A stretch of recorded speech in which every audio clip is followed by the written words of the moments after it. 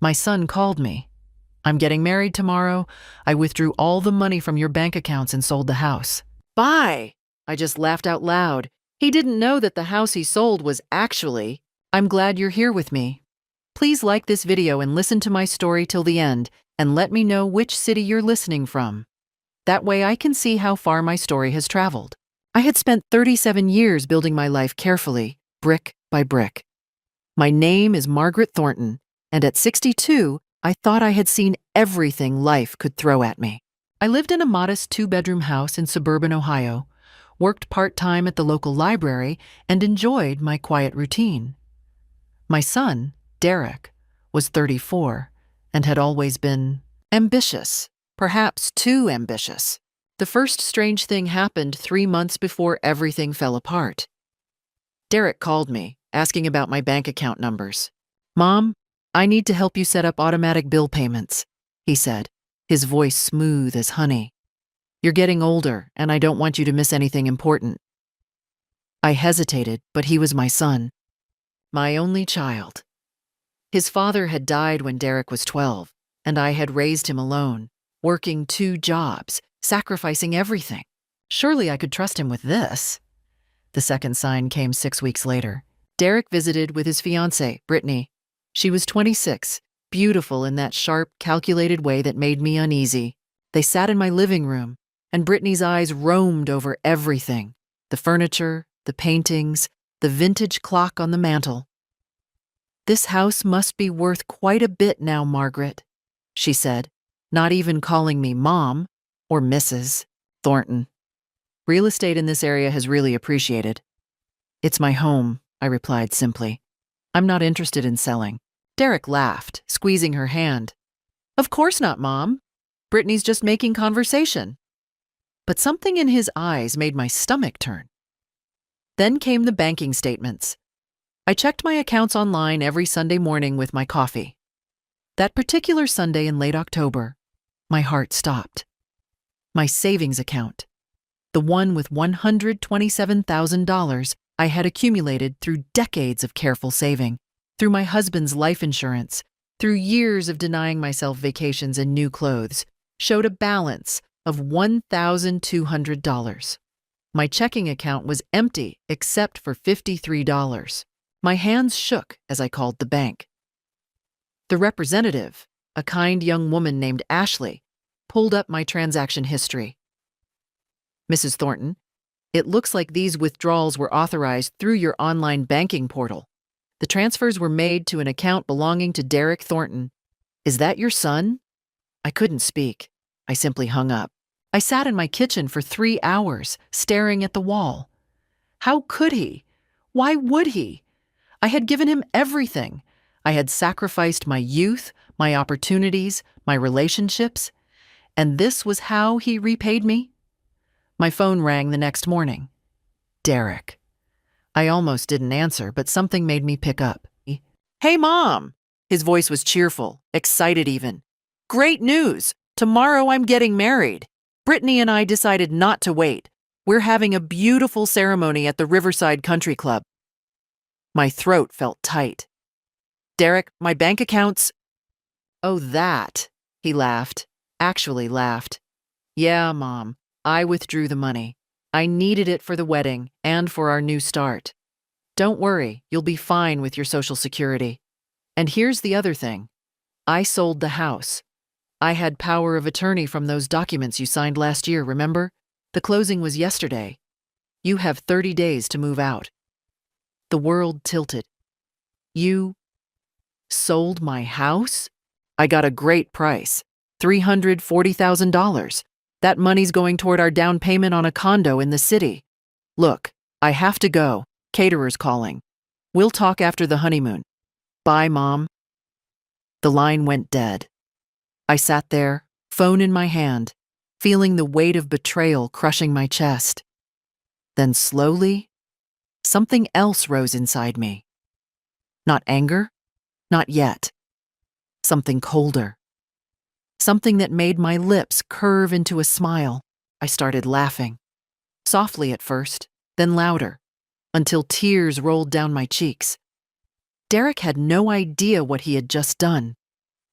That house he sold? The one he thought was my simple suburban home worth $340,000? He had just made the biggest mistake of his life. Because the house Derek sold wasn't the house I actually lived in. It was the rental property I had purchased 15 years ago, the one I had deliberately registered in my name for tax purposes, the one currently occupied by tenants with a lease agreement lasting another 18 months. My real home, the one I actually lived in, mortgage-free, worth nearly $600,000, was in a trust under my late husband's mother's estate name.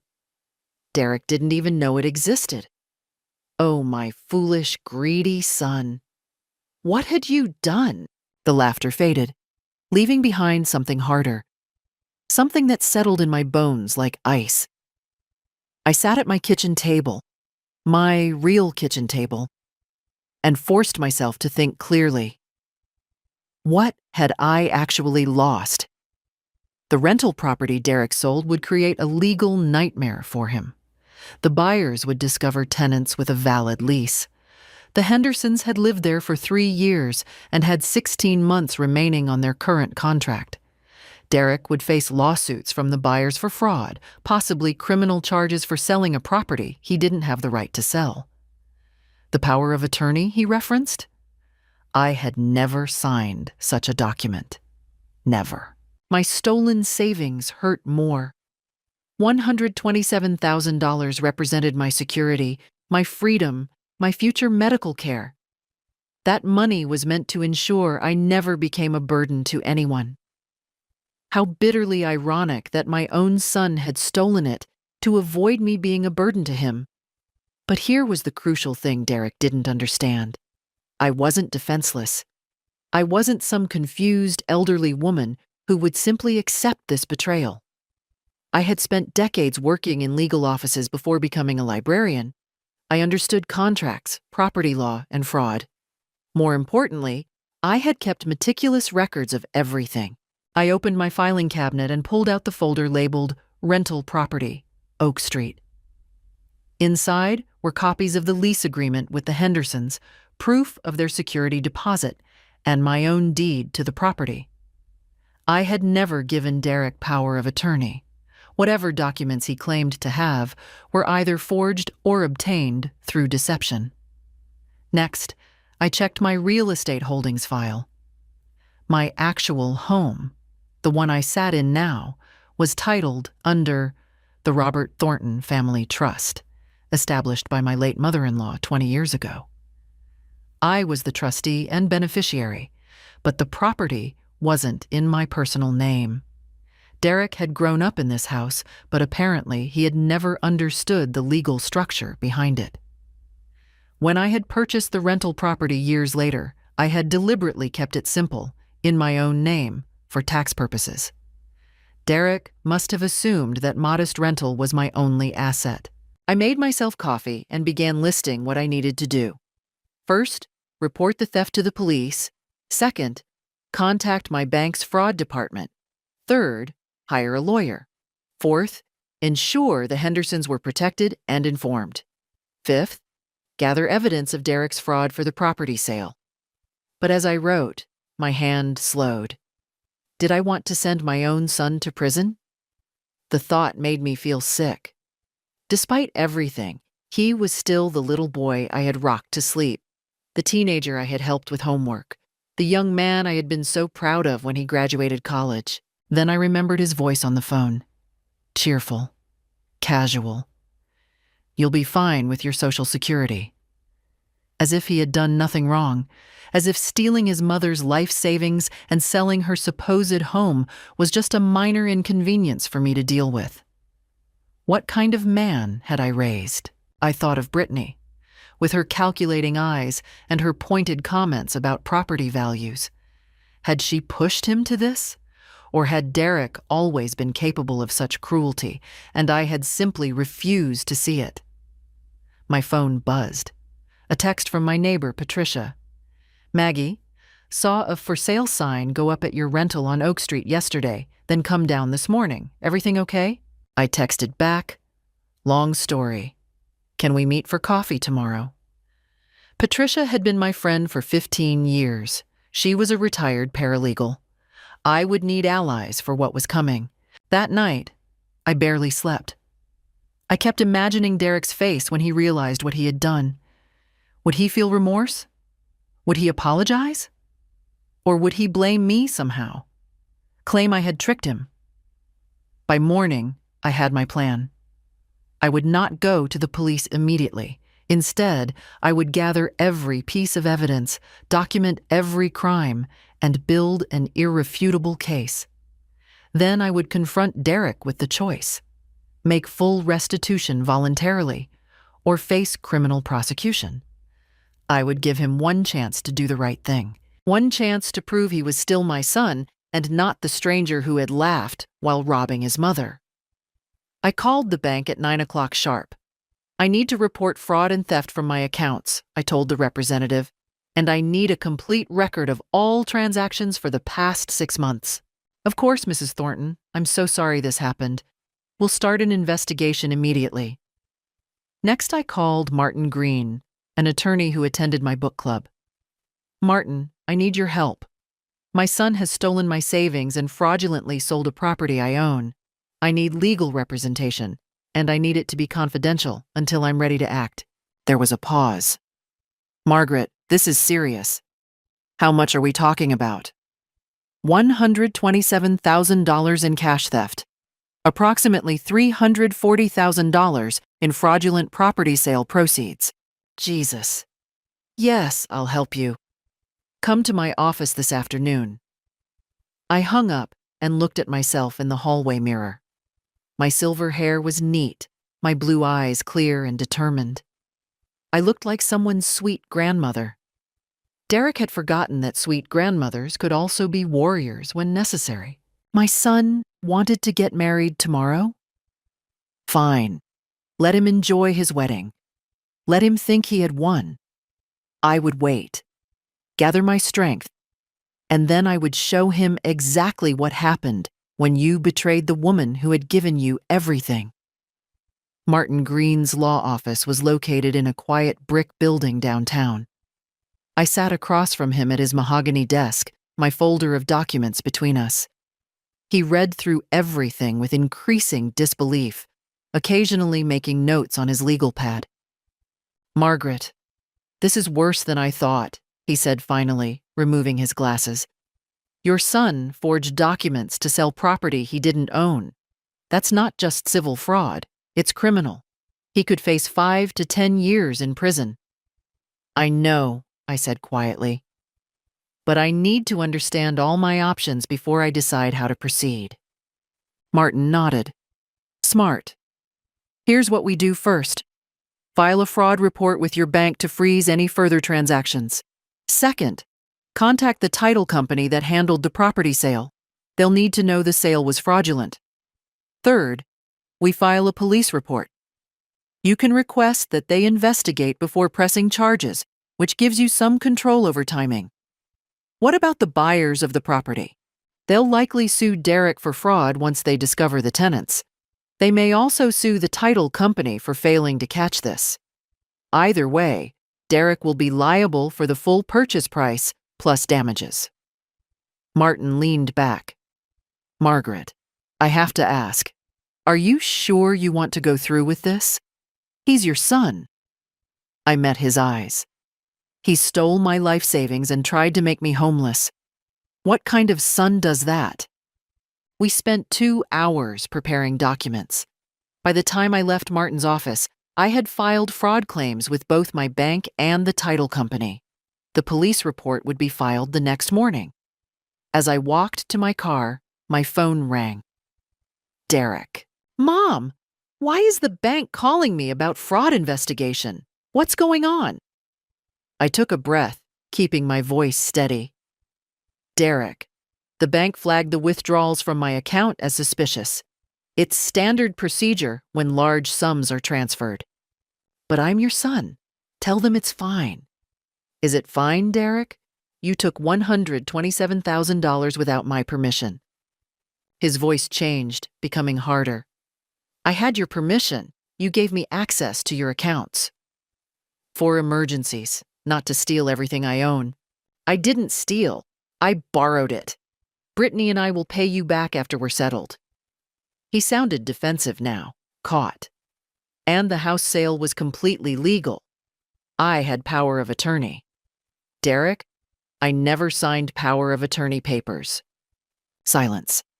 Then, yes, you did. Last year, remember? When you were sick with pneumonia, I brought them to the hospital. My blood ran cold. I had been sick last year, hospitalized for 4 days with severe pneumonia. I barely remembered that time. The fever, the medication, the exhaustion. Had Derek taken advantage of my illness to get me to sign documents I didn't understand?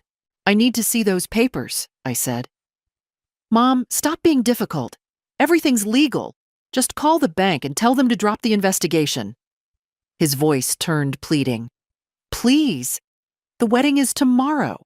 I don't want this stress. You should have thought of that before you robbed your mother.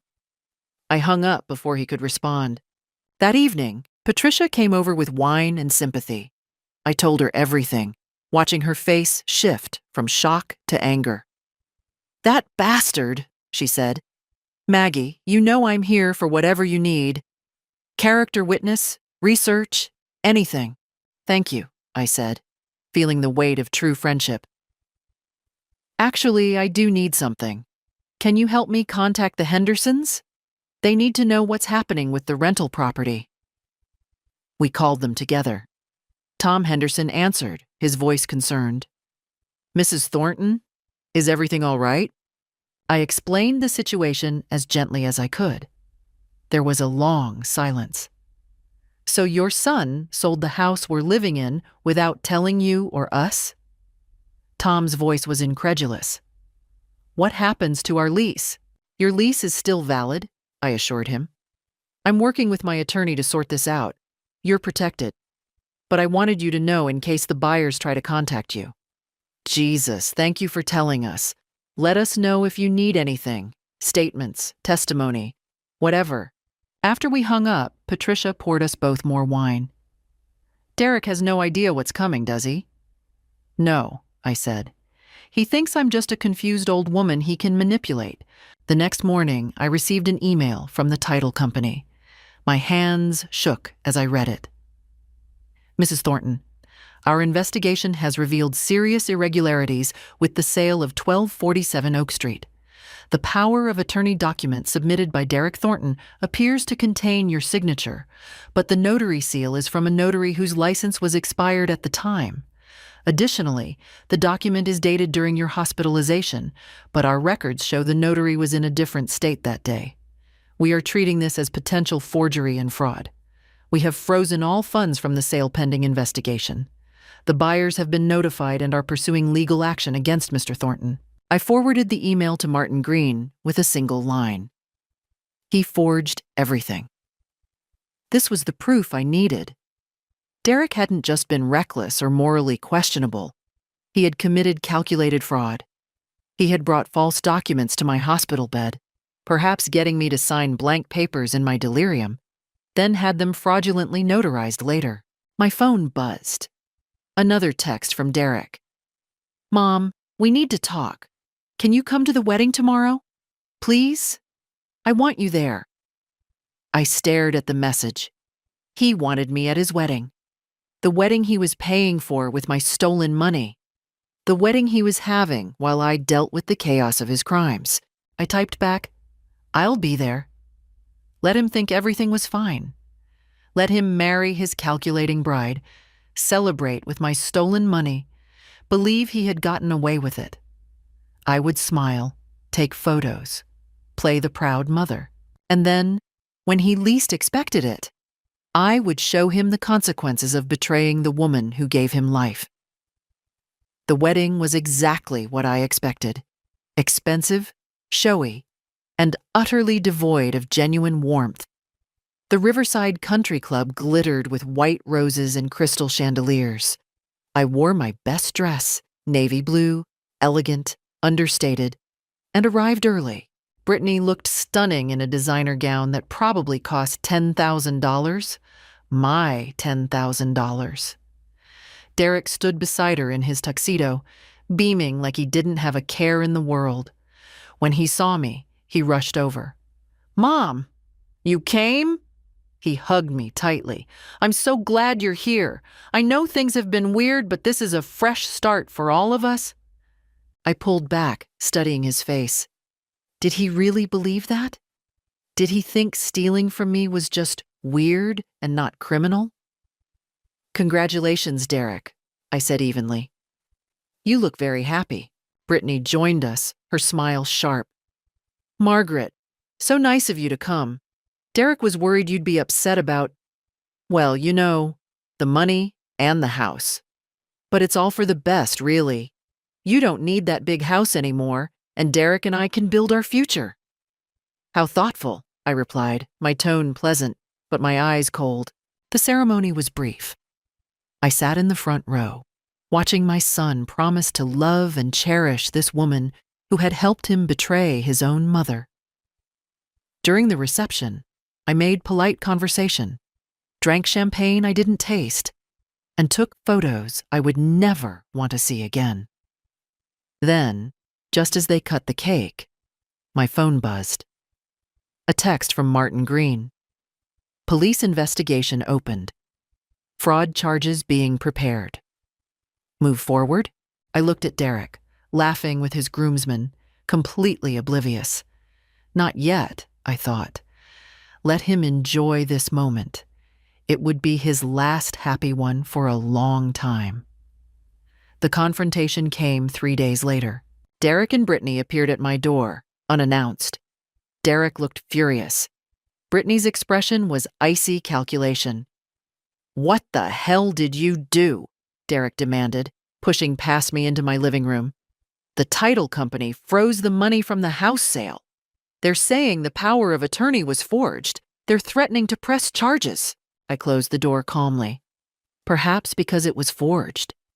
You signed those papers." I signed blank papers while delirious with fever, not knowing what they were. "You took advantage of your sick mother." I kept my voice steady. "You also had them notarized fraudulently." Brittany stepped forward. "This is ridiculous.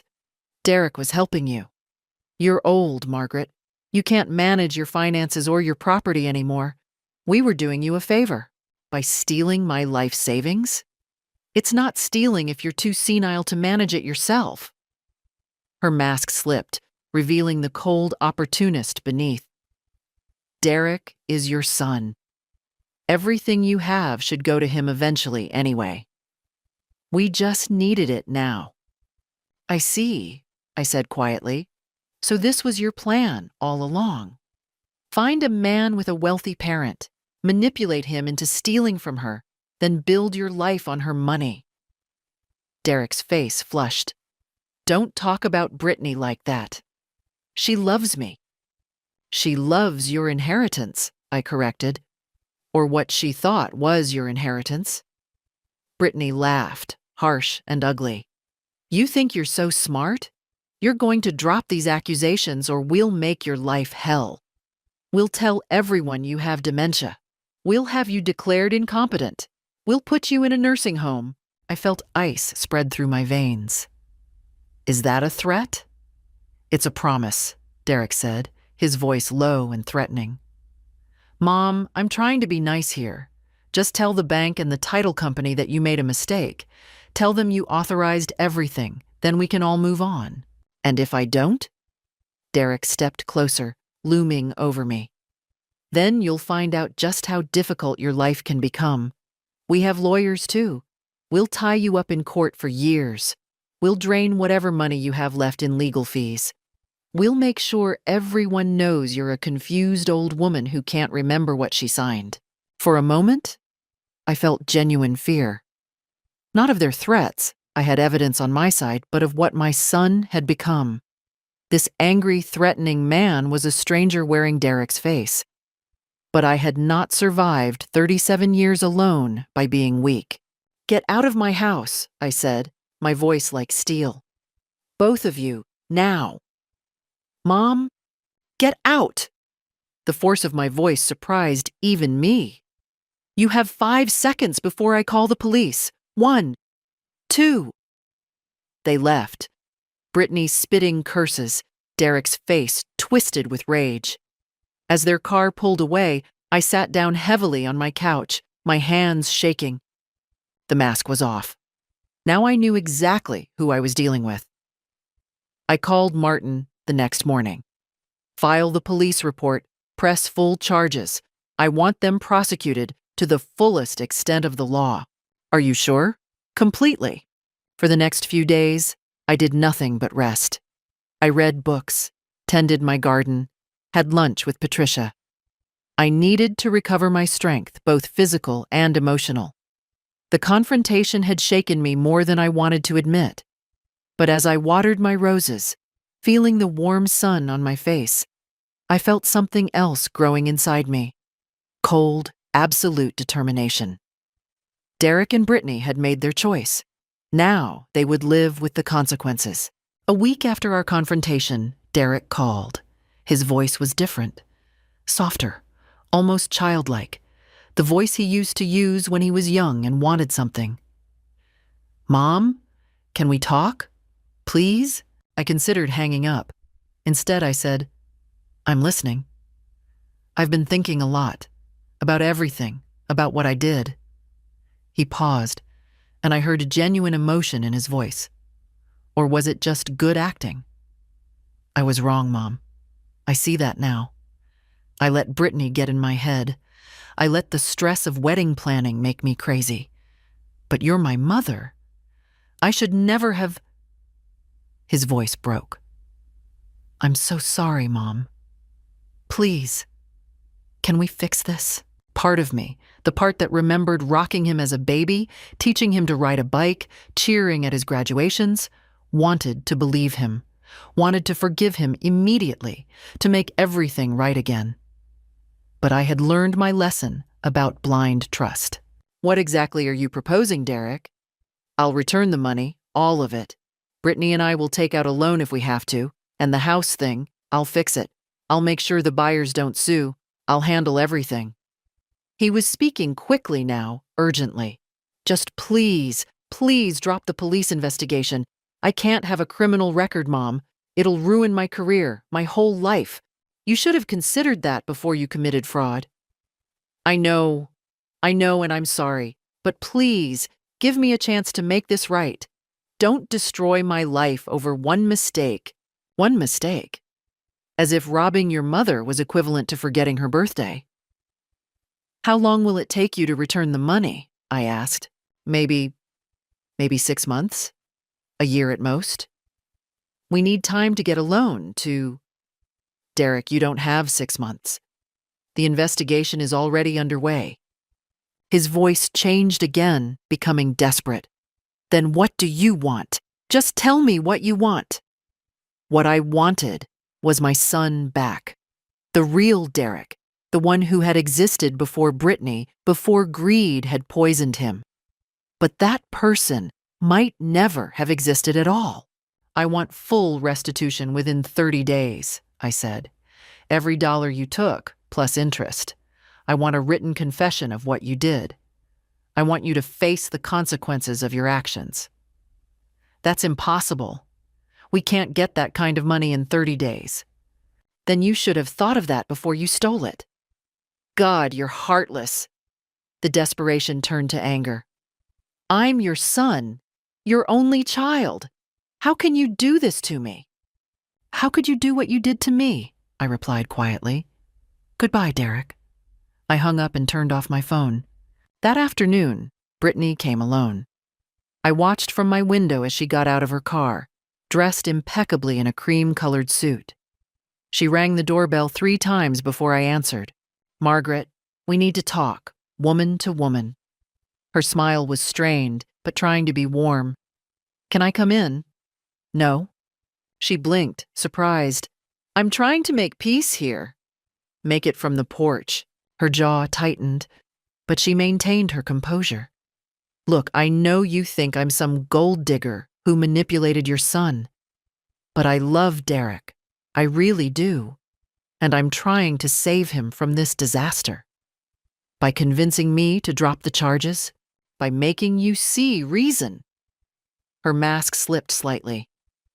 Do you understand what criminal charges will do to him, to his career, to our future? Yes, I said. That's exactly why they need to be filed. Brittany stared at me, then laughed. A cold, bitter sound. You know what? Derek was right about you. You're a selfish old woman who can't stand to see her son happy. You're so bitter and alone that you want to drag him down with you. Are you finished? You'll regret this, she hissed. When Derek is in prison, when your relationship is destroyed forever, you'll realize you chose money over your own son. You'll die alone, and it'll be your own fault. Goodbye, Brittany. I closed the door on her enraged face. That evening, Patricia came over with her husband, Michael, and 2 other couples from our book club, the Johnsons and the Reeves. They brought food, wine, and something more valuable, solidarity. We heard what's happening, Patricia said, giving me a long hug. We wanted you to know you're not alone. We sat in my living room, and I told them everything. Not just the facts, but the pain, the betrayal, the guilt of prosecuting my own son. They listened without judgment. You're doing the right thing, Michael said firmly. What Derek did was criminal. If you let him get away with it, you're telling him he can betray anyone without consequences. Carol Johnson nodded. My brother stole from our mother. She forgave him, didn't press charges. He did it again 5 years later. Some people only learn through consequences. Their support wrapped around me like a warm blanket. I wasn't crazy. I wasn't heartless. I was a woman protecting herself from someone who had proven he couldn't be trusted, even if that someone was my son. As they left that night, Patricia squeezed my hand. Stay strong, Maggie. You're doing the hard thing, but it's the right thing. I went to bed that night feeling something I hadn't felt in weeks. Peace. Cold, hard peace. Derek and Brittany had tried manipulation, threats, and guilt. None of it worked. Because I had something they didn't understand. Principles, self-respect, and friends who reminded me of my worth. The next morning, I called Martin Green. No deals, no compromises. We proceed with full prosecution. Understood, he said. Margaret, for what it's worth, I think you're incredibly brave. Brave or broken, I wasn't sure which, but I knew I wouldn't back down. They came together this time, on a Sunday morning when the neighborhood was quiet. I saw them through my window, Derek and Brittany walking up my driveway with careful, measured steps. Derek carried flowers. Brittany had a bakery box, peace offerings. I almost didn't answer the door. But curiosity won. What new strategy had they devised? Mom. Derek's voice was gentle, his eyes red-rimmed as if he'd been crying. Please, just give us 5 minutes. That's all we're asking. Against my better judgment, I let them in. We sat in my living room, them on the couch, me in my armchair, keeping distance between us. Derek set the flowers on the coffee table. Daisies. My favorite. Of course he remembered. Mom, we were wrong, Derek began. About everything, the way we talked to you, the things we said. It was unforgivable. He leaned forward, his expression earnest. These past 2 weeks, I haven't been sleeping. I keep thinking about what I did, about how I hurt you. You're my mother. You raised me alone, gave me everything, and I repaid you with betrayal. It was exactly what I had wanted to hear. So why did it feel like a performance? Brittany spoke next, her voice subdued. Margaret, I owe you an apology too. I was terrible to you. I said cruel things. The truth is, I was scared. She looked down at her hands. My own parents are poor. I grew up with nothing. When I met Derek, I saw a chance at a better life, and I pushed too hard. I pushed him to do things he shouldn't have done. Things you convinced him to do? I asked quietly. Yes, she admitted, meeting my eyes. It was my idea. The money, the house. Derek didn't want to do it. I persuaded him, told him you wouldn't miss it, that you'd want him to be happy. Her voice cracked. I was wrong. I'm so sorry. Derek reached for my hand. I didn't pull away. Mom, we want to make this right. We're willing to do whatever it takes. We've already taken out a second mortgage on the condo we bought. We can give you $100,000 within 2 weeks. The rest, it'll take time, but we'll pay every penny back. With interest, Brittany added quickly. Whatever you think is fair. And the criminal charges? I asked. Derek's face fell. That's the thing, Mom. If I have a criminal record, I'll lose my job. I work in finance. They'll fire me immediately. And then how can I pay you back? How can I support a family? He squeezed my hand. I'm not asking you to forgive me. I don't deserve that. But I'm begging you to give me a chance to fix this without destroying my entire future. Please, Margaret, Brittany said. We want to have children. Derek wants to give you grandchildren, but he can't do that from prison. Grandchildren. The word hit me like a physical blow. I had dreamed of being a grandmother, of holding Derek's babies, of passing on our family history. They knew exactly where to strike. Think about it, Derek pressed. Do you really want your grandchildren to visit their father in prison? Do you want them to grow up knowing their grandmother put their father behind bars? I studied them both. The performance was good. Derek's tears seemed genuine. Brittany's remorse looked real. They had clearly rehearsed this carefully, but I noticed small things. The way Brittany's eyes kept flicking to her watch. The way Derek's grip on my hand tightened when I didn't immediately respond. The tension in their shoulders coiled like springs. What happens if I say no? I asked softly. The change was instant. Derek's expression hardened. Brittany sat back, arms crossed. Then you're choosing to destroy your son, Derek said flatly. And for what? Money you don't even need? You have your precious house, your comfortable life. You're taking away mine out of spite. It's not spite, it's justice. Justice? Brittany laughed harshly. You want to talk about justice? What about fairness? Derek is your only child. Everything you have will go to him when you die anyway. We just needed it earlier. That's all. So you're saying I should have died sooner? Made things more convenient for you? Don't twist my words, Brittany snapped. I'm saying you're a vindictive old bitch who can't stand seeing her son happy with someone who isn't you. Derek didn't defend me. He just watched, waiting to see if this approach would work where kindness had failed. I stood up slowly. Get out. Mom, get out! My voice shook with rage. You come into my home with your fake tears and your manipulations, trying to guilt me into letting you rob me without consequences. You think I don't see what you're doing? Derek stood, his face flushing with anger. You're going to regret this. When I'm sitting in a prison cell, when Brittany leaves me because I can't provide for her, when you're alone on every holiday for the rest of your life, remember that you chose this. I didn't choose this, I said coldly. You did. The day you decided to steal from your mother.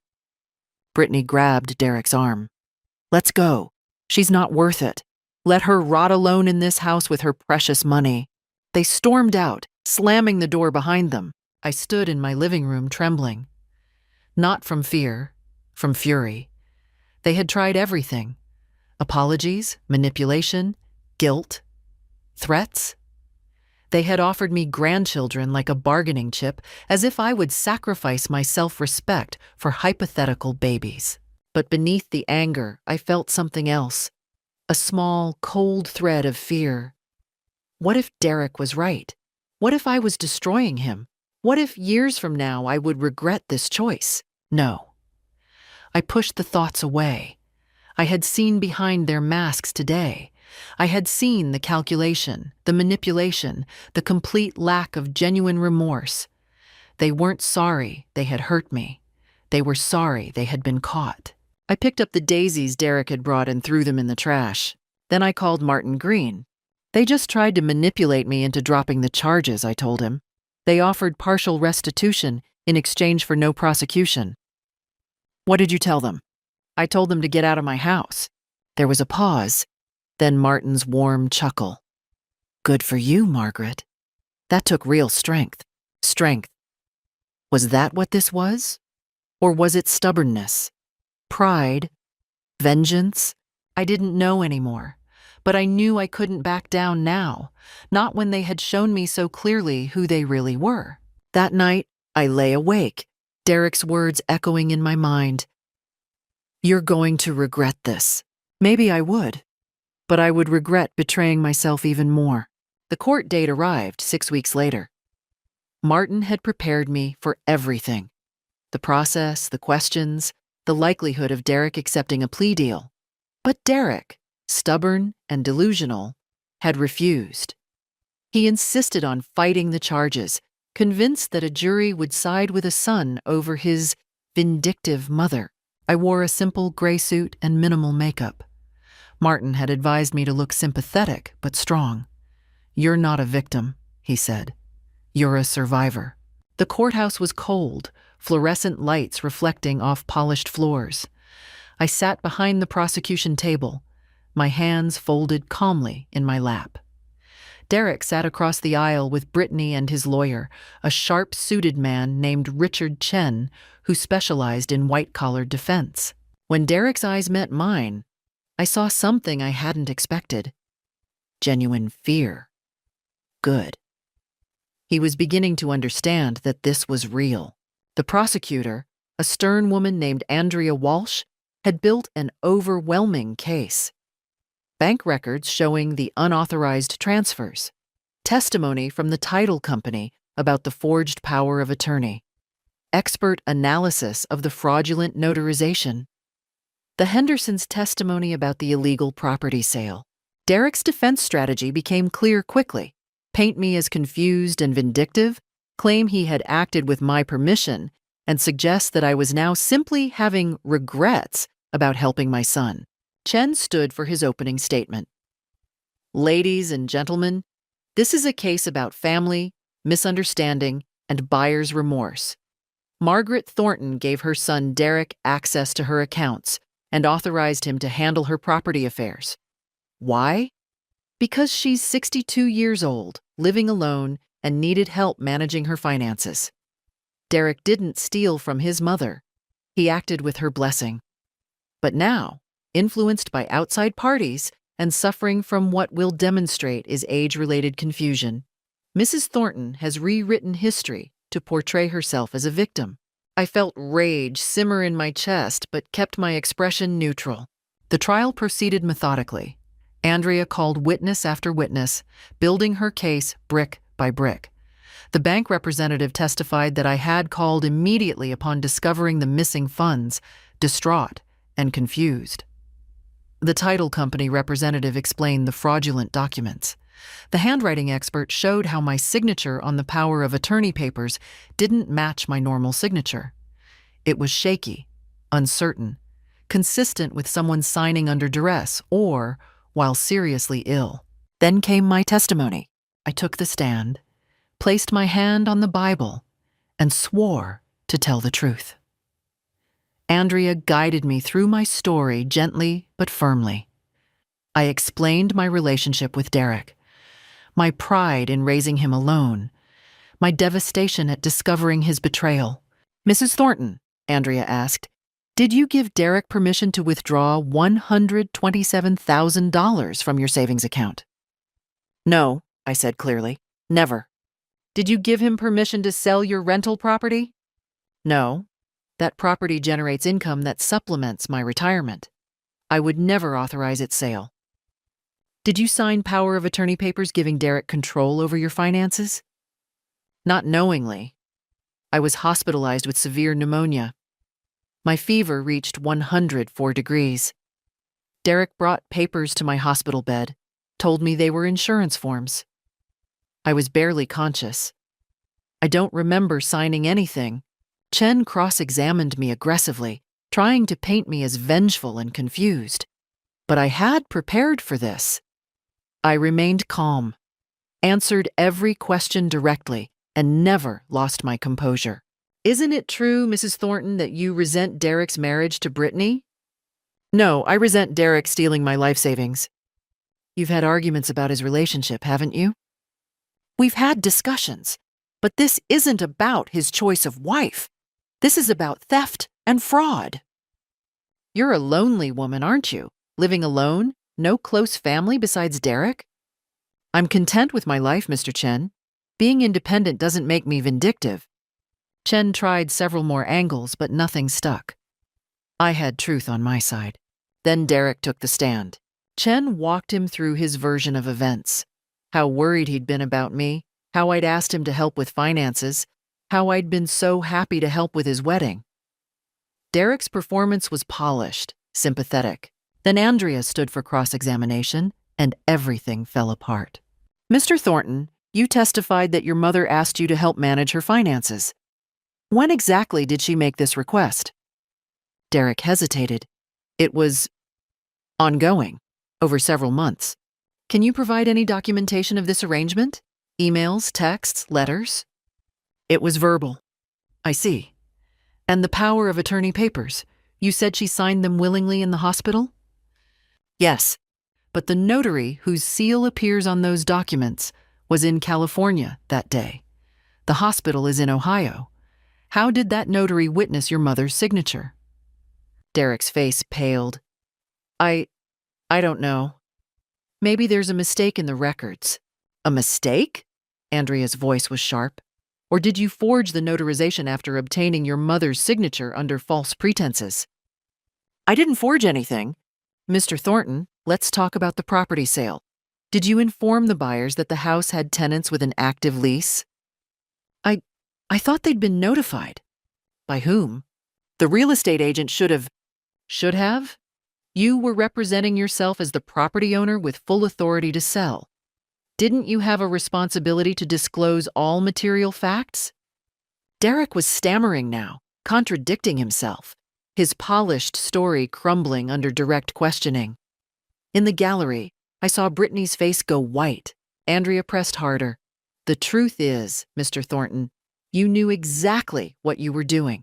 You forged documents, sold property you didn't own, stole your mother's savings, and you did it all for one reason: to fund your wedding and your new life. Isn't that true? No, I was helping my mother. She wanted to be robbed? She wanted to be homeless? Objection. Chen was on his feet. Argumentative. Sustained, the judge said, but the damage was done. The jury had seen Derek panic, seen him contradict himself, seen him exposed as a liar. When closing arguments ended, I felt a strange calm. It was over. Not the trial itself, the jury would deliberate, but my part in this nightmare. I had told the truth, provided evidence, and refused to be manipulated. Whatever happened next was out of my hands. We stood as the jury filed out to deliberate. Derek turned to look at me one last time.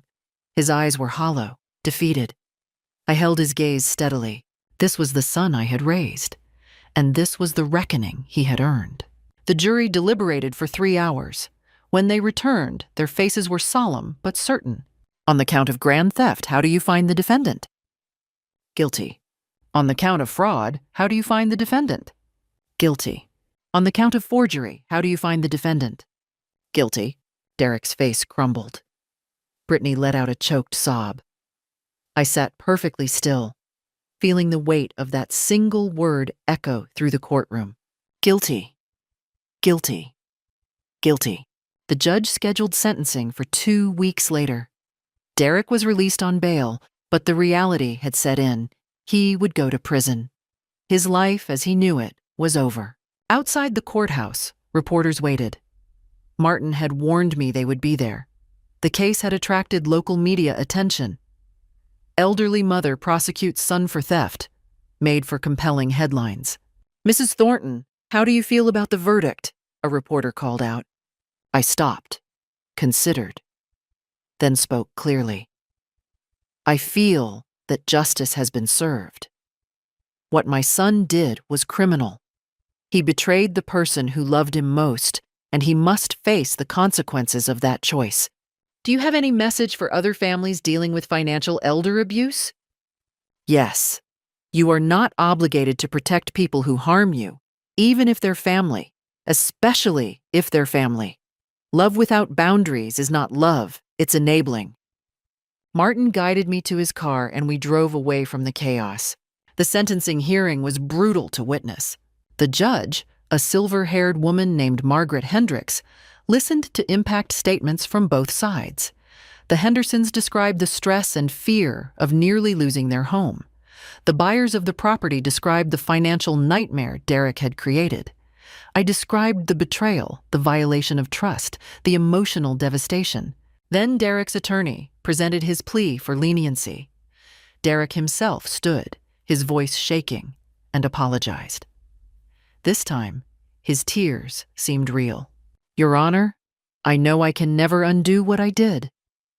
I betrayed my mother, the woman who sacrificed everything for me. I let greed and poor judgment destroy our relationship.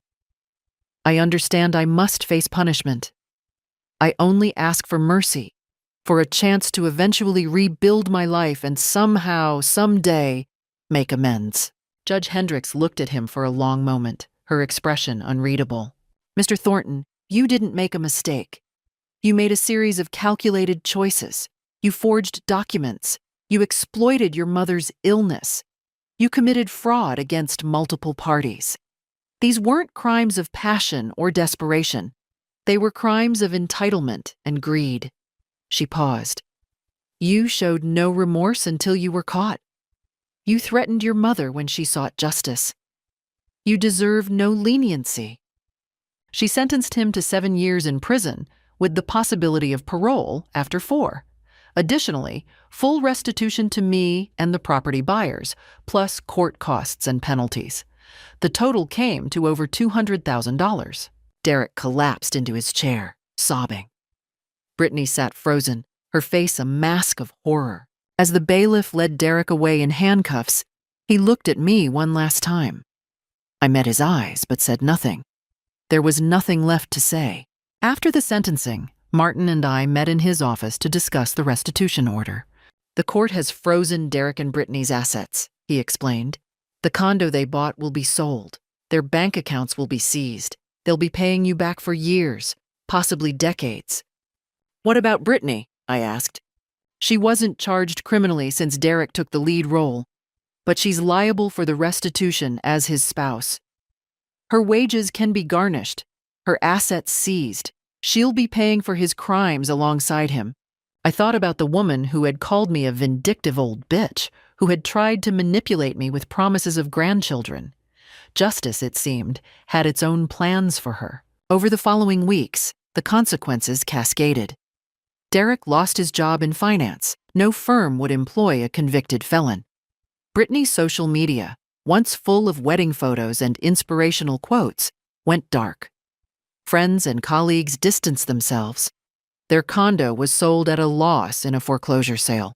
I received the first restitution payment, $15,000 from the condo sale. It would take years to recover the full amount, but the system was working. The Hendersons sent me a card. Thank you for having the courage to stand up for what's right. You saved our home and taught our children an important lesson about justice. Patricia threw a small dinner party to celebrate the trial's conclusion. Our book club friends toasted my strength, my resilience, my refusal to be victimized. You did something remarkable, Maggie, Michael said. Most people would have backed down, but you stood firm. I had no choice, I replied. He gave me no choice. But even as I celebrated this victory, I felt the hollowness of it. I had won in court, but I had lost my son. The little boy I had raised no longer existed, replaced by this stranger who valued money over everything. Still, I had my self-respect. I had my home, my friends, my future secured. And I had sent a message that would echo far beyond this courtroom. Mothers deserve respect. Elderly people deserve protection. And crimes against family are still crimes. Derek would have 7 years in prison to think about what he'd lost. I hoped, somewhere in that time, he would find genuine remorse. Not the performative kind he'd shown in court, but real understanding of what he'd done. But whether he found it or not, I had found something more valuable. Myself, my strength, my worth, and no one could steal that from me. 6 months after Derek's sentencing, my life blossomed unexpectedly. I started a consulting business, helping elderly people protect themselves from financial abuse. Patricia joined me, and we hosted workshops at community centers. Every person I helped felt like redemption. My pain had purpose. I traveled to Ireland and Canada, reconnected with old friends, and on my 63rd birthday, Patricia threw a surprise party. Looking at the warm faces surrounding me, I realized Derek had been wrong. I wasn't alone. I had community, purpose, and genuine happiness. Meanwhile, Derek's world collapsed. Prison was brutal. He was attacked twice, developed depression, and struggled with anxiety. Brittany divorced him after 8 months, claiming she was his victim too. She moved back with her parents, working 2 retail jobs to pay restitution. Her social media disappeared. No one wanted to date the woman who robbed an elderly mother. Derek's finance career was destroyed. His employer sued him. His certifications were revoked. Friends abandoned him. His parole was denied. No job prospects, no support letters, no evidence of rehabilitation. He would serve the full 7 years.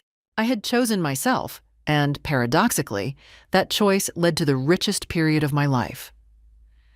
Claude is AI and can make mistakes. Please double-check responses. Looking back now, I understand what happened. I had loved Derek so completely that I forgot to teach him to love me back. I had given without boundaries, sacrificed without limits, and in doing so, I had raised someone who believed he was entitled to take. The greatest lesson I learned? Love without respect is worthless. Family without integrity is meaningless, and sometimes the most painful choice is also the right one. My son is in prison because he committed crimes, not because I'm vindictive, but because he chose greed over love. I didn't destroy his life. He did that himself. What would you do if your child betrayed you this way? Would you have the strength to choose justice over guilt? Thank you for listening to my story. I hope it helps someone out there recognize the warning signs, set healthy boundaries, and remember that protecting yourself isn't selfish, it's survival.